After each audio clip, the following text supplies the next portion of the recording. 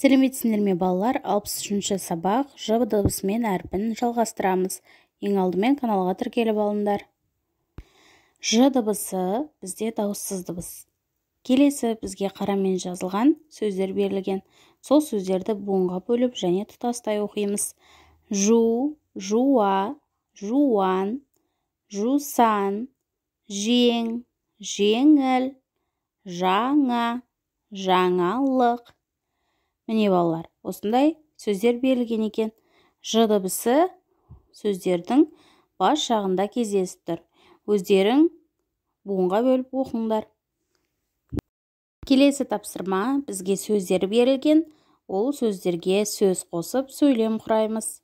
Бірінші, жақсы адам, жаман дос, жуас қой, жаңа қала деп сөйлем құрасақ болады екен.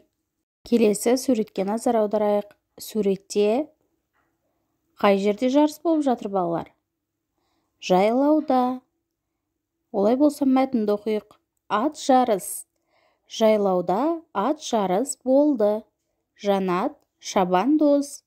Жарастың аты жорға.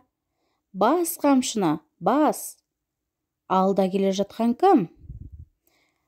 Кім екенін болжап көрейік балалар.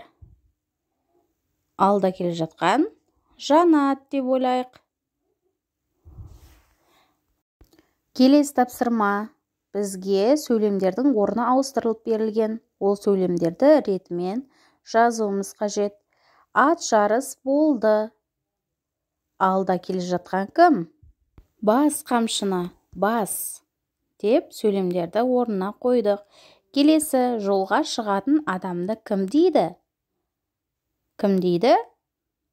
Жолаушы. Жолаушы сөзін буынға бөлейік. Жолаушы. 3 буынды сөз екен. Дыбыстық талдауға өздерің талдаңдар. Және соңғы берілген жаңбыр жауды деген сөйлемді дәптерімізге жазып аламыз.